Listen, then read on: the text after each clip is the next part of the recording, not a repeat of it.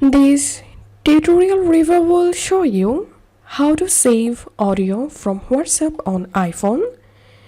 So you received an audio message on your WhatsApp and it's very important. So now you want to save the audio on your iPhone. You can always do so. I'm going to open the conversation and I want to save this audio. So I'm going to tapping and holding on the audio message. Tapping on forward.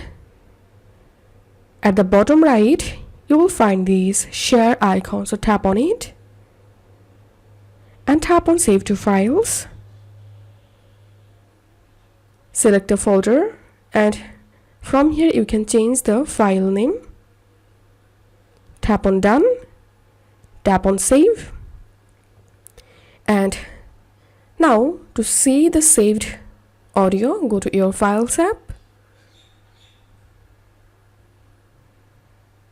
and search for the audio you just saved from WhatsApp. As you can see, this one I just saved. So that's how you can do it.